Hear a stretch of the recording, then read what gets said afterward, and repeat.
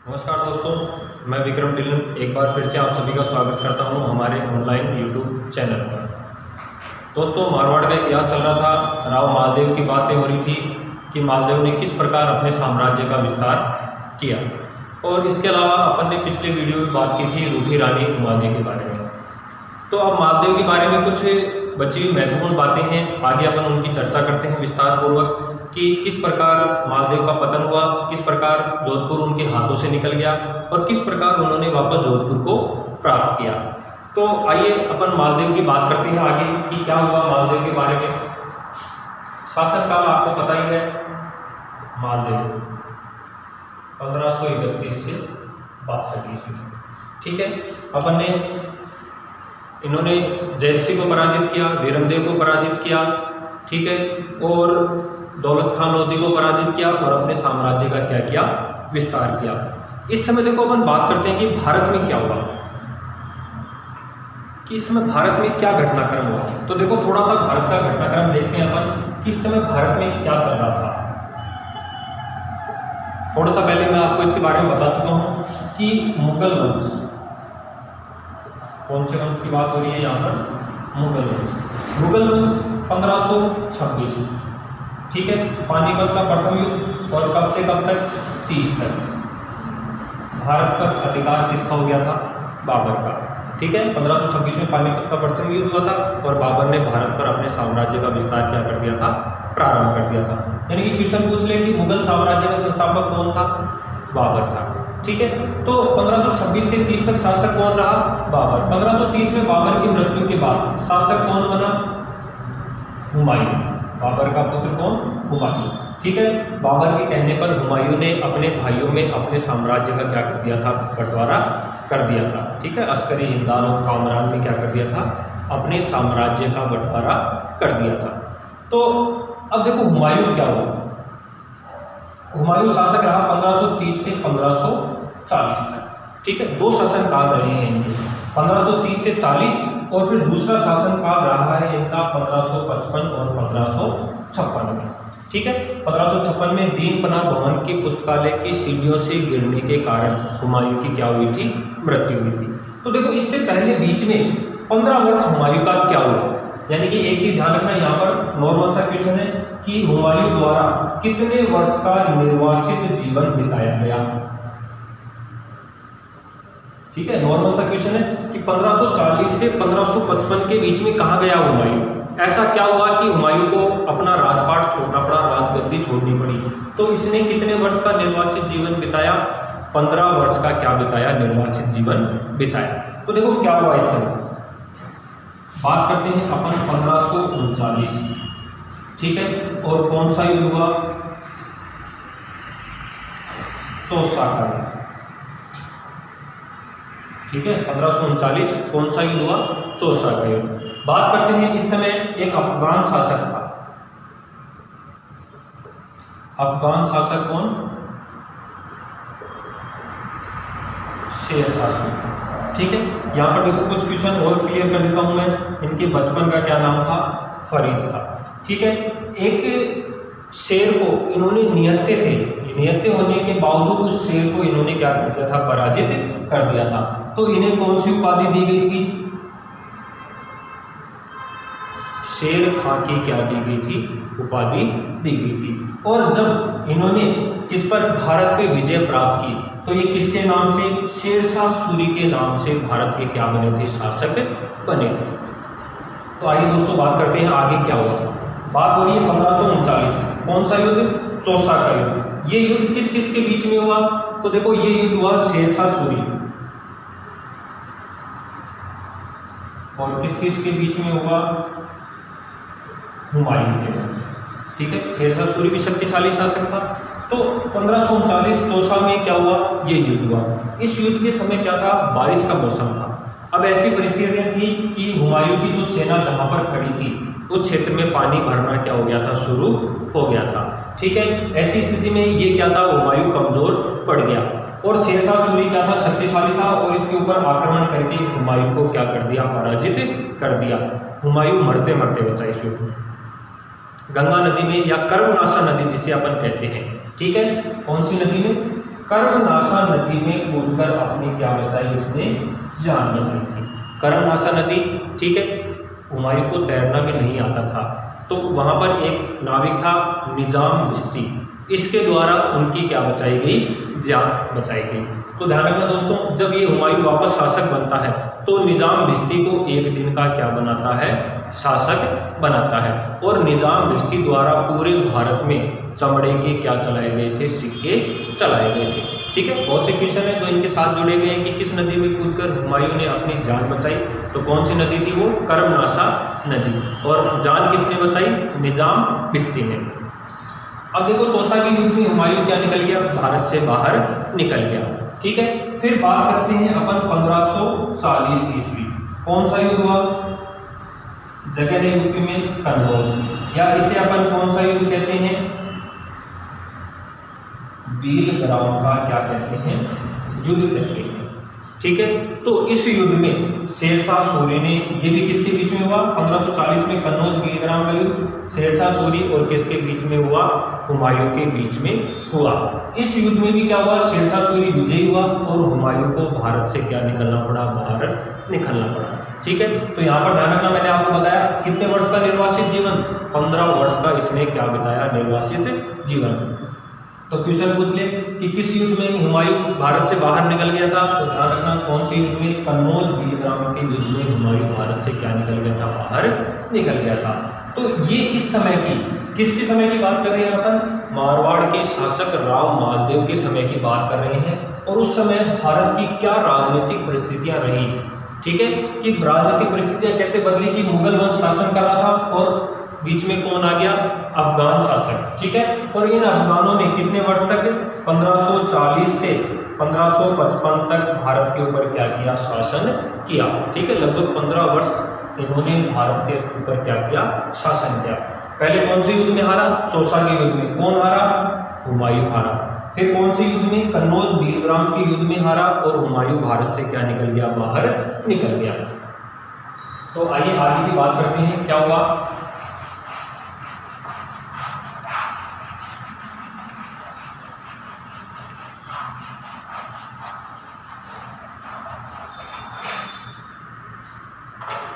तो देखो कुछ इतिहासकारों की अपन बात करेंगे कि कहते हैं कि 1542 की बात है, ठीक है, या उससे पहले की अपन बात करें कि शेरशाह सूरी, ठीक है, शेरशाह सूरी ने हुमायूं को पराजित कर दिया था।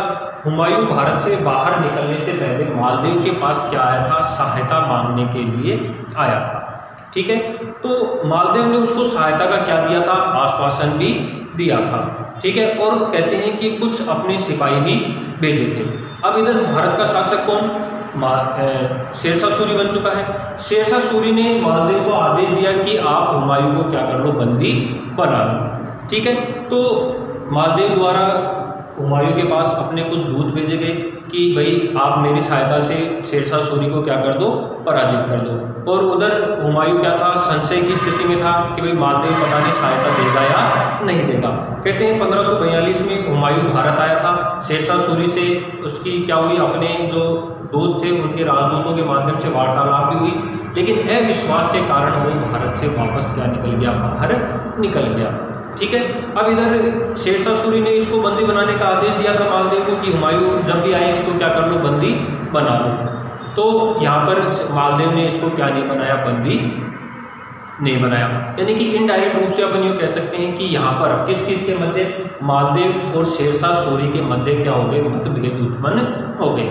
और इधर देखो अपन ने पिछले वीडियो में बात की थी कि भाई जेतसी के पुत्र कौन, कल्याणमल और भीम किसकी शरण में है, शेरशाह सूरी की शरण में। दूसरा वीरमदेव भी किसकी शरण में है, शेरशाह सूरी की शरण में है।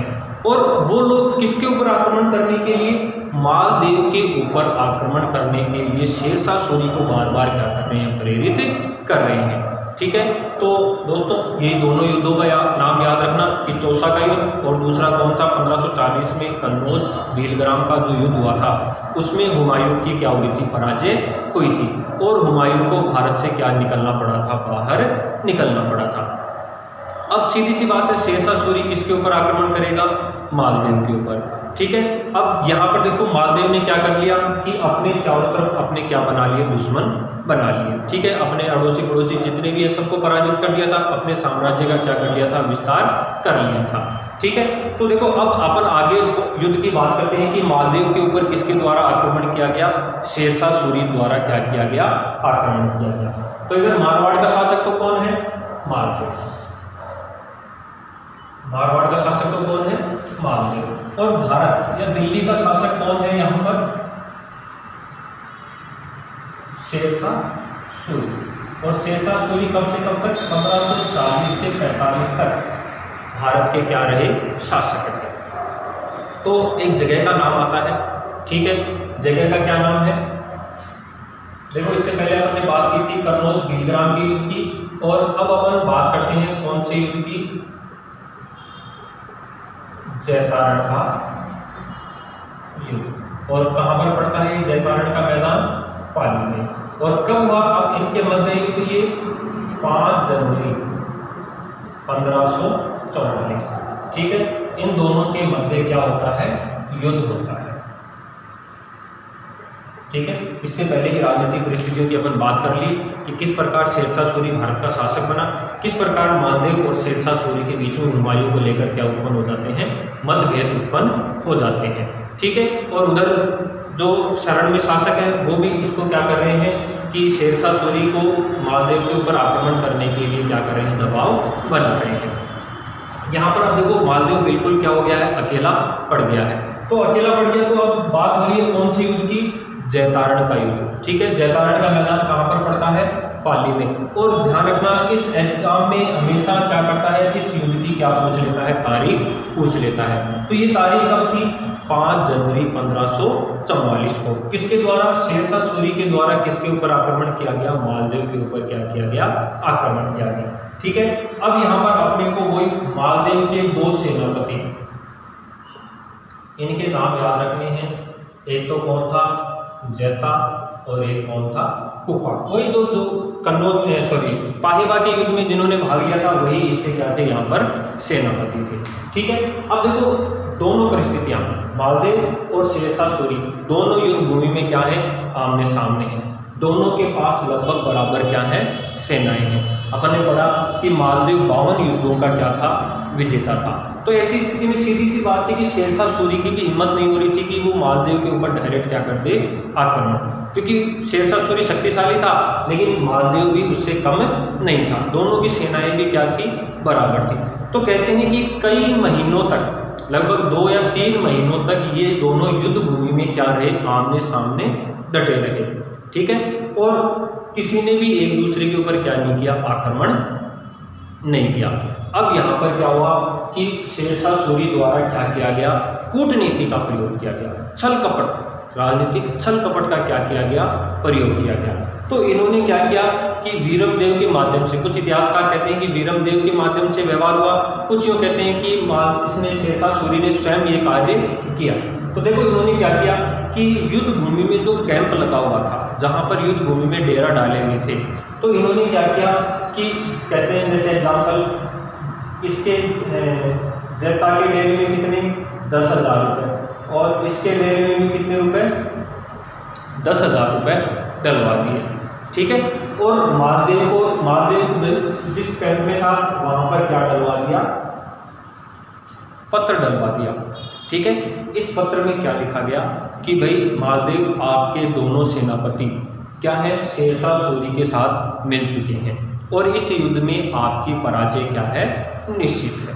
ठीक है, कुछ इतिहासकार ये कहते हैं कि वीरमदेव ने क्या किया कि इनको जैता और कुपा को क्या कहा, सहायता के लिए कहा कि आप हमारी क्या कर दो, कुछ सहायता कर दो, कि भाई इनको पैसे दिए, कुछ अनाज मंगा दो या कोई तलवारें मंगा दो या कुछ और सामान मंगवा दो। ठीक है, तो अब ऐसी स्थिति में कहते हैं कि इन्होंने वो पैसे रख लिए। कुछ इतिहासकार ये कहते हैं कि शेरशाह सूरी ने इनके कैंप में धोखे से क्या डलवा दिए, पैसे डलवा दिए। कहानी जो भी हो, अपने को कहानी को थोड़ा सा बस ये ध्यान रखना है कि क्या हुआ, कि जो जैतारण का युद्ध है इस युद्ध में क्या हुआ।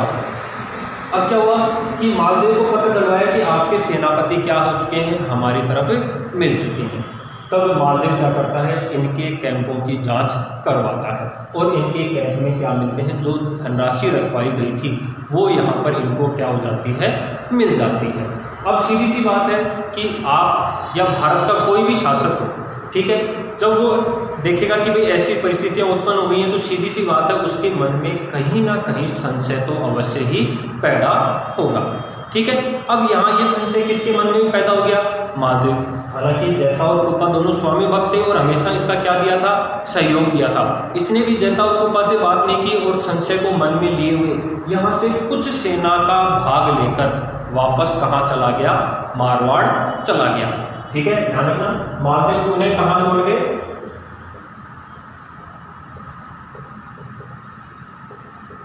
कहाँ लौट गए? मारवाड़ लौट गए। ठीक है, क्योंकि अब सीधी सी बात है कि युद्ध में इनकी हार निश्चित इनको दिख रही थी कि अपने सेनापति उधर मिल चुके हैं, तो इन्होंने जो जोधपुर के किले था इसको रक्षा करना इन्होंने क्या समझा? आवश्यक समझा। ठीक है, तो अब क्या हुआ कि ये बात पता लगी किसको? जैता और कृपा को, कि हमारे जो स्वामी हैं, हमारे राजा हैं, वो अविश्वास के कारण हमें छोड़कर क्या हो गए हैं? चले गए हैं। अब ऐसी स्थिति में इन्होंने भाई अपनी स्वामी भक्ति और इन्होंने देखा भाई अपने जीवन पर ये आजीवन क्या रहेगा? कलंक रहेगा। तो इन्होंने इस कलंक को धोने के लिए डिसाइड किया कि हम क्या करेंगे? शेरशाह सूरी के साथ क्या करेंगे? युद्ध लड़ेंगे। अब देखो, महादेव सेना की टुकड़ी लेकर लौट चुका है, सेना का जोश भी क्या हो गया है? कम हो गया है। तब ऐसी स्थिति में शेरशाह सूरी कब 5 जनवरी 1544 को इन जैता और कृपा पर क्या कर देता है? आक्रमण कर देता है। ठीक है, अब जैता और कृपा अपने कलंक को धोने के लिए बिल्कुल खतरनाक वीरता से क्या करते हैं? युद्ध लड़ते हैं। ठीक है, और कहते हैं कि शेरशाह सूरी युद्ध हारने ही वाला होता है। शेरशाह सूरी क्या होता है? युद्ध हारने ही वाला होता है।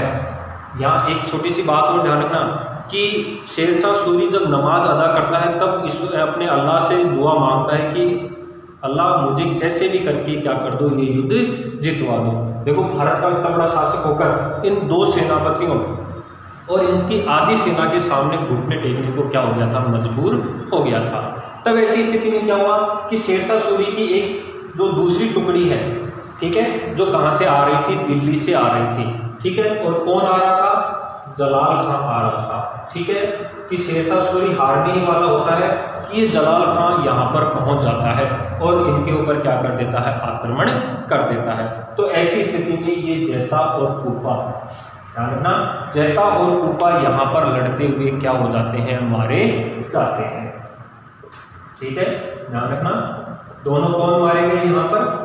जैता और कृपा क्या हो गए? मारे गए। ठीक है, ध्यान रखना, शेरशाह सूरी हारने ही वाला होता है कि कौन आ गया? दिल्ली से सेना की टुकड़ी लेकर कौन आ गया? जलाल खां आ गया। और इस जलाल खां के द्वारा क्या कर दी जाती है? इस युद्ध भूमि में जैता और कृपा दोनों क्या हो जाते हैं? लड़ते हुए मारे जाते हैं। और शेरशाह सूरी द्वारा भाई हारते हारते बचा था, हिंदुस्तान की बादशाहत खो देता। तो कहते हैं कि शेरशाह सूरी यहाँ पर इसके मुंह से अनायास ही निकल पड़ा कि एक मुट्ठी भर बाजरे खाकर, ये ध्यान रखना, क्या कह रहा है? एक मुट्ठी बाजरे के लिए आज मैं हिंदुस्तान की क्या खो देता? बादशाहत खो देता। ठीक है दोस्तों, ध्यान रखना कि क्या कह रहा है कि एक मुट्ठी बाजरे के लिए मैं हिंदुस्तान की क्या खो देता? बादशाहत खो देता। कौन कह रहा है? शेरशाह सूरी। क्यों? क्योंकि एक मारवाड़ छोटी सी रियासत, इसके लिए क्या हो जाता? शेरशाह सूरी क्या हो जाता? हार जाता। ठीक है, और हिंदुस्तान की बादशाहत किसके पास चली जाती? मालदेव के साथ। ठीक है, इसका एक कथन भी है, बोले सूरी घानसू। ठीक है, कि क्या कह रहा है शेरशाह सूरी? एक मुट्ठी बाजरे के लिए मैं हिंदुस्तान की क्या खो देता? बादशाहत खो देता। ठीक है, अब यहाँ पर क्या हुआ कि ये मारवाड़ लौट गए। कौन? मालदेव। तो शेरशाह सूरी ने कहाँ पर आक्रमण कर दिया? मारवाड़ या जोधपुर दुर्ग पर भी क्या कर दिया? आक्रमण कर दिया। ठीक है, जोधपुर दुर्ग पर भी क्या कर दिया? आक्रमण। और जोधपुर दुर्ग पर जिस सेना की टुकड़ी को भेजा उसका नेतृत्व कौन कर रहा था? खवास था। ये ध्यान रखना कि जोधपुर दुर्ग पर जो आक्रमण किया, इस सेना की टुकड़ी का नेतृत्व किसके द्वारा किया गया? खवास खान के द्वारा किया गया। ठीक है, इस खवास खान ने आक्रमण किया, मालदेव यहाँ से क्या हो गया, चोरी छिपे फरार हो गए। ठीक है, और फरार होकर सीधी सी बात है, मैंने आपको एक अभी पिछले वीडियो में बताया था कि मारवाड़ के राजाओं की शरण स्थली, ठीक है, कौन से दुर्ग को कहा जाता है, सिवाना दुर्ग को। तो मालदेव द्वारा किस दुर्ग में शरण ली गई, ध्यान रखना, क्वेश्चन पूछा गया था कि जब खवास खान द्वारा जोधपुर दुर्ग पर आक्रमण कर दिया गया तब मालदेव द्वारा शरण कहाँ पर ली गई थी, सिवाना दुर्ग में। ठीक है, मालदेव द्वारा शरण कहाँ पर ली गई थी, सिवाना दुर्ग। और सिवाना दुर्ग कहाँ पर पड़ता है, बाड़मेर की हल्देश्वर पहाड़ी पर। ठीक है, इस खवास खान ने जोधपुर अधिकार कर लिया और कहते हैं कि जोधपुर दुर्ग में इनके द्वारा 2 मस्जिदों का क्या करवाया गया, निर्माण करवाया गया। ठीक है, किसके द्वारा, खवास खान के द्वारा यहाँ पर क्या करवाया गया, 2 मस्जिदों का निर्माण करवाया गया। ठीक है, और मुट्ठी भर बाजरे खातिर हिंदुस्तान की बादशाह खो देता, ये कथन किसका है दोस्तों, ध्यान रखना, शेरशाह सूरी का। और कौन से युद्ध में मालदेव की पराजय हुई है, जयतारण के युद्ध में, पाली वाले मैदान में मालदेव की क्या हुई है, पराजय हुई है। तो यहाँ पर मारवाड़ यानी कि जोधपुर रियासत भी मालदेव के क्या निकल गई, हाथों से निकल गई। ठीक है, किसका अधिकार हो गया, शेरशाह सूरी का क्या हो गया, अधिकार।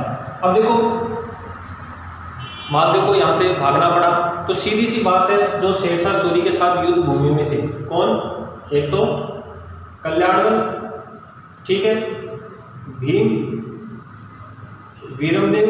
ठीक है, तो वीरमदेव को तो क्या मिल गया वापस, मेड़ता नागौर मिल गया। ठीक है, और कल्याणवर को वापस क्या मिल गया, बीकानेर मिल गया। यानी कि इन्होंने मालदेव के बाहर अपने साम्राज्य से बाहर निकलने के पश्चात शेरशाह सूरी के सहयोग से अपने खोए हुए साम्राज्य को क्या कर लिया, पुनः प्राप्त कर लिया। ठीक है, तो कल्याणवर को बीकानेर मिल गया और वीरमदेव को क्या मिल गया, मेड़ता मिल गया। अब देखो अपन बात करते हैं 1545 की। 1545 में क्या हुआ कि शेरशाह सूरी ने आक्रमण किया था, एक दुर्ग का नाम है कालिंजर दुर्ग, और ये कालिंजर दुर्ग कहाँ पर पड़ता है, यूपी में। और इस समय यहाँ का शासक था कीरत सिंह। घटनाक्रम कब की बात हो रही है, 1545 में। ठीक है, तो शेरशाह सूरी द्वारा कालिंजर दुर्ग पर क्या किया गया, आक्रमण किया गया। तो इस आक्रमण में क्या हुआ कि शेरशाह सूरी एक प्रक्षेपास्त्र चला रहा था, उक्ता।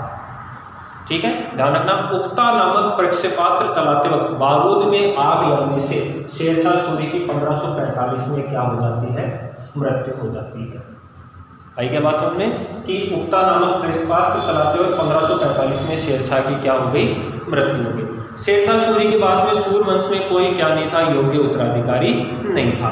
तो यहाँ पर मालदेव ऐसी स्थिति में अपने साम्राज्य को पुनः क्या कर लेते हैं, प्राप्त कर लेते हैं, यानी कि मारवाड़ पर पुनः क्या कर लेते हैं, अधिकार कर लेते हैं। ठीक है, ध्यान रखना कि मालदेव ने 1545 में वापस अपने खोए हुए साम्राज्य को क्या कर लिया था, प्राप्त कर लिया था। ठीक है, और इधर बीकानेर वगैरह, ये मेड़ता वगैरह भी इनके शासकों को वापस क्या हो चुके हैं, प्राप्त हो चुके हैं। ठीक है, तो इस प्रकार शेरशाह सूरी की कहानी यहाँ पर क्या हो जाती है, समाप्त हो जाती है, और मालदेव क्या बन जाते हैं, शासक बन जाते हैं। ठीक है, इसके अलावा हम एक छोटी सी बात करते हैं कि जब अपन मेवाड़ का इतिहास पढ़ेंगे तब देखेंगे कि मालदेव द्वारा मेवाड़ के शासक उदय सिंह का भी क्या किया गया था, सहयोग किया गया था। बनवीर को पराजित किया था उदय सिंह ने, किसके सहयोग से, मालदेव के सहयोग से। लेकिन कुछ बातों को लेकर मालदेव के साथ क्या हो जाता है, विवाद हो जाता है। इनकी एक रानी थी स्वरूप देव, उनको लेकर क्या था, उदय सिंह के साथ इनका क्या हो गया था, विवाद हो गया था। तब 1557 में अजमेर का एक शासक था हाजी खान। ये हाजी खान किसके ऊपर, उदय सिंह पर क्या करता है, आक्रमण करता है। तो उदय सिंह पर आक्रमण करता है, तो ये मालदेव किसका सहयोग करता है, हाजी खान का क्या करता है, सहयोग करता है। ध्यान रखना, मालदेव किसका सहयोग करता है, हाजी खान का। ठीक है, 1540 में बनवीर को हराने में इसने उदय सिंह का सहयोग किया था, लेकिन उदय सिंह के साथ इसके मतभेद हो गए थे बाद में। ठीक है, तो 1557 में अजमेर का शासक है हाजी खान, ये किसके ऊपर आक्रमण करता है, उदय सिंह। तो उदय सिंह को ये पराजित कर देता है इस युद्ध में। ठीक है, किसके सहयोग से, मालदेव के सहयोग से क्या कर देता है, पराजित कर देता है। ठीक है, और इतिहास में एक उदाहरण ये भी मिलता है कि शेरशाह सूरी के बाद जो इस्लाम शाह शासक बने थे, ठीक है, इसके साथ किसके द्वारा, मालदेव द्वारा अपनी पुत्री कनकावती का क्या करवाया गया था, विवाह करवाया गया था। ठीक है, इसका विवाह कनकावती यानी कि अकबर से पूर्व क्या कर दिए थे इन्होंने, अफगानों के साथ वैवाहिक संबंध क्या कर दिए थे, स्थापित कर दिए थे। ठीक है, और फिर 1562 में इनकी क्या हो जाती है, मृत्यु हो जाती है। ठीक है दोस्तों, 1562 में मालदेव की क्या हो जाती है, मृत्यु हो जाती है।